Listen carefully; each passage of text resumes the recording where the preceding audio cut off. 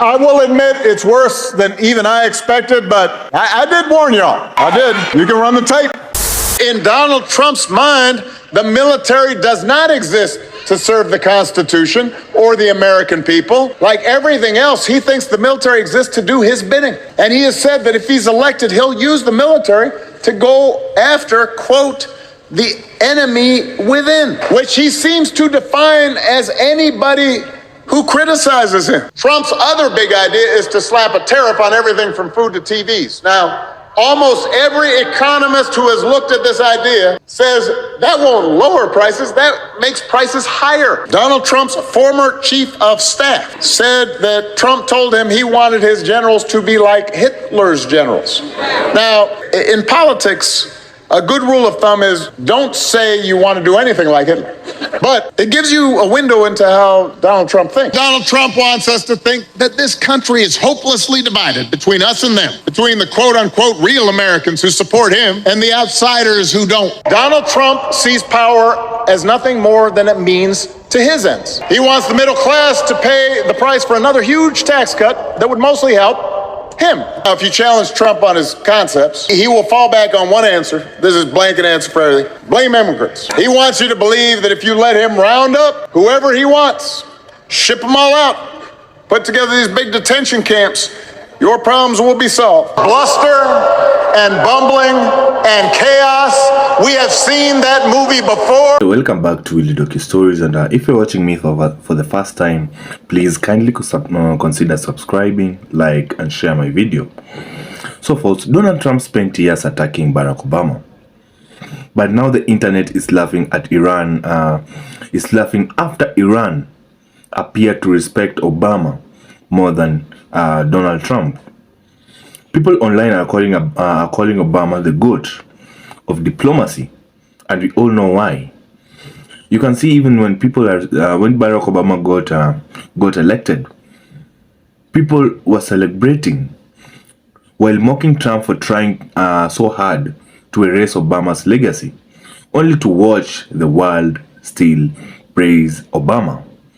And honestly, this might be one of the biggest ego hit that hits Trump and has taken a very wrong direction, because this isn't just politics anymore. It's Obama versus Trump. Calm diplomacy versus pure ego shown by none other than Donald Trump. Barack Obama, 47 years old, he will be the first African-American president of the United States.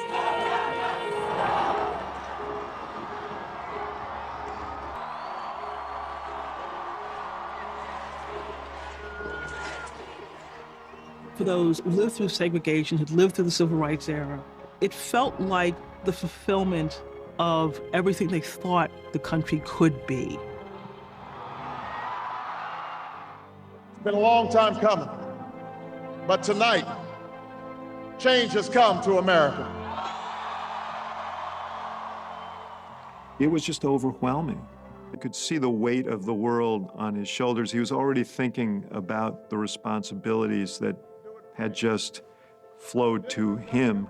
And the gravity of the moment was very, very palpable. For even as we celebrate tonight, we know the challenges that tomorrow will bring are the greatest of our lifetime.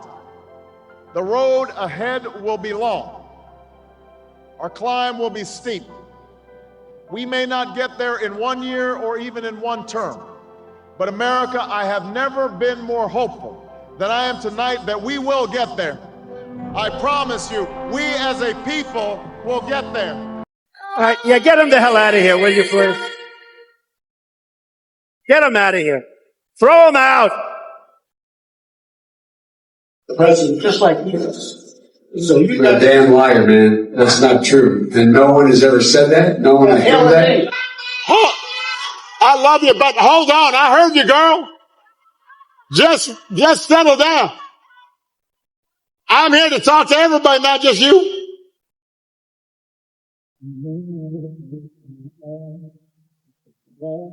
I mean, you look cute, but I am married. Michelle's fine too. 2 or 3? 2? You 2? Yeah. Okay. Is that chicken good?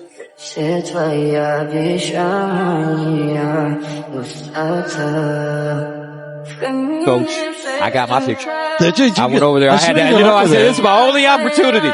It's my only opportunity. We got 8, 12 years. Show him, bud. I love you, Obama. I love you back. I love you. Oh, yeah.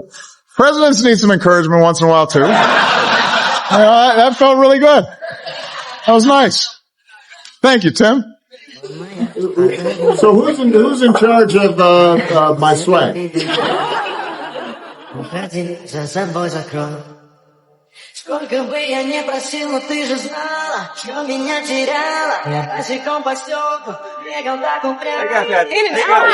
It's the White House rim.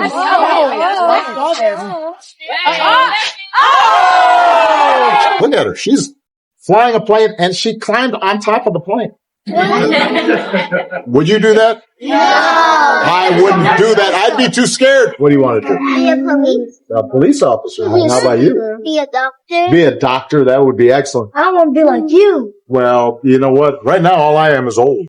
And if I didn't terminate Barack Hussein Obama's horrible Iran nuclear deal, which I did in my first term, one of the dumbest deals, perhaps the dumbest deal because of the danger involved, you would have had them have a nuclear weapon 3 years ago, maybe 4 years ago. They would have used it, blown up the Middle East, and they would have then come after us. Tonight, I can report to the world that the strikes were a spectacular military success. Iran's key nuclear enrichment facilities have been completely and totally obliterated. This is late breaking news. Iran news media did it again. They post this picture of Mr. Donald Trump. And Donald Trump is not happy because they keep saying that they want to deal with Obama. They don't want to deal with Pee Wee football. They want someone, again, on the varsity team, either Obama or Joe Biden. That is the only way they're going to open the Strait of Hormuz. Go figure. And meanwhile, Obama is absolutely laughing because he knows that they only want to deal with him. And yes, with the Strait of Hormuz closed, gas prices are going higher and higher and higher. And it just seems like it's a stalemate. And it looks as if Mr. Donald Trump does not know what to do. It looks like he's blowing off some steam, actually. And meanwhile, we have Jackson Dart make an announcement and basically ruining the Giants' season that didn't even start yet. It's not even preseason. Go figure. I have some really big news. Wait until you see this. Iran is now trolling Mr. Donald Trump. This is so good. Take a look. Take a peek at this. Hey, real Donald Trump, we've reviewed the tapes and decided we are only talk to the GOAT. They want to talk to the GOAT. Holding out for Obama. The big line right here. You know, the greatest president in U.S. history. Until he's back online, we just here chilling by the Strait of Hormuz. No hard feelings. But we only negotiate with the varsity team. I mean, that is absolutely like really sticking it to them. They just want to deal with the varsity team, knowing that basically Donald Trump is not on the varsity team. He's basically on like Pee Wee. You got to give it to Iran. They really know how to throw the jabs to the left and to the right. It's absolutely unbelievable. Donald Trump's celebration over the Iran peace deal has been ruined by his own supporters as they're saying he got less than Obama did. Now, if you missed it tonight, Donald Trump announced that Iran and the United States have agreed to a peace deal to bring an end to the war. And his supporters are dragging him for it, as they're saying he got far less than President Obama did. People like Ted Cruz, Lindsey Graham, Mark Levin are all desperately trying to send messages to Donald Trump saying this is not enough. Now, what we think we know so far of the deal is that the U.S. is going to agree to a complete ceasefire, including Lebanon. They're going to lift the blockade and unfreeze Iranian money up to $25 billion. And in return, they are getting promises to talk about Iran's enriched uranium, which they will give up, maybe, and that Iran will maintain control of the strait and gradually reopening it. Donald Trump is getting promises in return for giving up the farm to Iran. This is not a deal. This is complete surrender by the United States, and Trump is getting rightfully dragged. So Iran just tweeted out that they will only negotiate with Obama. Yeah, they said, sorry, we're holding out for the GOAT. Yeah, we're not talking to you. We were going to wait for President Obama, the greatest president of all time. We ain't fucking with you, but we're chilling here by the Strait of Hormuz until you send in the varsity team. We will only negotiate with Obama. Oh my, Trump's head is going to explode. He's, I'm sorry. Oh my God. Trump, there will be ketchup, french fries, and cheeseburgers hitting every wall of the White House tonight. Because Iran is straight trolling Trumpy McDupper pants. He's wiper, clean up on the aisle, Oval Office. Yeah, he got a big load right now after this one. Yeah, Iran is trolling Trump. They said they're only going to negotiate with Barack Obama. Fucking genius. Donald Trump just got absolutely embarrassed by Iran, and President Obama is the reason. Now, Donald Trump just sent a big, beautiful letter to Iran, asking them to come to the table to discuss a nuclear deal, something President Obama was successful at doing. And Iran immediately responded to Donald Trump, saying this, quote, "The insistence on the part of some bully states on negotiations is not to resolve issues, but to dominate and impose their own expectations. The Islamic Republic of Iran will definitely not accept their demands," unquote. And this is Donald Trump's fault. He set this up. Iran is saying, look, we don't trust you. You're not here to make a deal. Look what Donald Trump did with the USMCA and where he's at now. Look at how he's dealing with Ukraine. Iran looks at Donald Trump and says, nah, you're all talk. But President Obama was able to get Iran to the table and strike a deal. A deal, by the way, that Donald Trump undone, hoping that he could get his own deal in place. And he has absolutely failed. And I promise you, the ketchup is hitting the wall at Mar-a-Lago. So this is the latest breaking news. Donald Trump is not happy with Iran's response, saying that they want to bring back Obama, that they only want to talk to Obama, the GOAT, someone on the varsity team. So after Donald Trump heard this, this is what he looked like. He was not happy. And I have Obama's response. It's so good. I got a photo of him when he was learned of this, what Iran wants. Here we go. I'll get it. Now, this is Obama's response after he learned that Iran wants to deal with only him, the GOAT, the go-to guy, and that he's on the varsity team and not Pee-wee football. So here we go. I think it's hysterical. Look at his response. It is so good. Way to go, Obama. And we will see you hopefully for a third term. And yes, it'll be really interesting to see what happens with Obama and possibly Iran negotiations. Awesome. Yeah, folks, welcome back again to my channel. And to understand why this story exploded online so fast, you first need to understand something important about Donald Trump. Trump doesn't just want power. He also wants recognition, as all of us know. He wants to be seen as the strongest leader, the smartest negotiator, and the most respected man in every room. Sorry. That's why Barack Obama's name still bothers him so much. Because whether people agree with Obama politically or not, one thing is historically very true. When Obama became the president in 2008, the world celebrated. Not just in America. I mean the world. People danced in the street of Nairobi, that's in Kenya, because he's a Kenyan, he's a black person. We all know that. Just imagine, crowds cried in Chicago, millions across Europe, Africa, Asia, and the Middle East viewed Obama as the symbol of hope, the symbol of diplomacy, the symbol of intelligence and change. And honestly, folks, that global admiration never fully disappeared. That's exactly when this Iran story hit such a nerve online. False, because many people believe in Iran respected Obama for one major reason. Obama treated diplomacy very, very seriously. For decades, America and Iran had one of the most hostile relationships on earth. Like threats, sanctions, fear of war. But you know what Obama did? Obama changed the tone completely.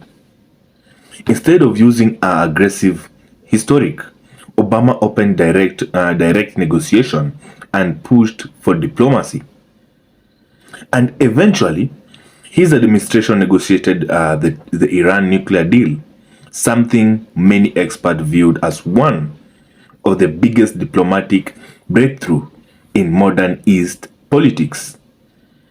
Now, whether people think that deal was brilliant or terrible, one thing is very undeniable to all of us. Obama got Iran to the negotiating table without starting another major war. That one alone earned him enormous respect internationally, because many countries saw Obama as calm. They saw him as strategic, emotionally disciplined, and predictable. And in global politics, predictability matters very much. It matters a lot. Countries want leadership they believe they can negotiate seriously. But meanwhile, Donald Trump's leadership style was completely different. It was loud, false. It was aggressive. It was confrontational. Always dominating headlines. His supporters love that because they believe Trump projected strength. But critics argue something different about what they believe. They believe Trump confused fear with respect, and that's why the latest Iran movement exploded online. Because many people immediately turned into a brutal comparison between two men. Obama represented diplomacy. I'm sorry to say this, but Trump represented confrontation. Obama made people feel calm, but Trump, he made people feel tension. Obama inspired international admiration. On the other hand, Trump inspired political division. And once social media started framing it that way, the memes became unstoppable. People online started joking that Trump spent years trying to erase Obama's legacy, only for Iran and the rest of the world to still bring Obama's name back into the conversation. Even in today's conversation, and that's why you're here, others started calling Obama the GOAT of diplomacy, which I agree, because they believe he understood something many politicians don't. Sometimes calm leadership is more powerful than loud leadership. And honestly, that may be exactly why Trump gets angry whenever Obama gets praised internationally. Because deep down, Trump wants admiration too. He wants to be seen as the president, the sitting president in office. He wants to be viewed as legendary, historic, globally respected. But every single time Obama trends positively online, it reminds people of a completely different image of American leadership. One built around diplomacy, calmness, and international respect. And for someone as competitive and image focused as Trump, that comparison alone may always feel personal. And that's why this story became much bigger than Iran itself. It became about ego. It became about legacy, respect, and the two completely different versions of what leadership looks like. But folks, at the end of the day, This viral moment revealed something bigger than politics. It revealed how powerful legacy really is. Some presidents dominate headlines through controversy. Others leave behind emotional memories that never get forgotten. And Barack Obama, for millions of people around the world, became more than just a president. He became a symbol of calm leadership. He became a symbol of diplomacy, hope, and international respect during one of the most divided political eras in modern history. Meanwhile, Donald Trump became a symbol of confrontation, a symbol of disruption, a symbol of political dominance. Two very different completely styles, two completely different legacies. And now the internet is asking the same question all over again. Which kind of leadership actually made America look stronger to the world? Is it the Barack Obama's time, or is it Donald Trump's time? Drop your thoughts in the comments below. Do you think Obama deserves the global admiration and still receives, which he still receives up to today? Or do you think Trump's aggression style earned America more respect? Folks, drop your thoughts in the comment section. And folks, like, subscribe, and turn on your notification for more powerful global commentary and viral political breakdowns. Folks, I'll see you in the next one.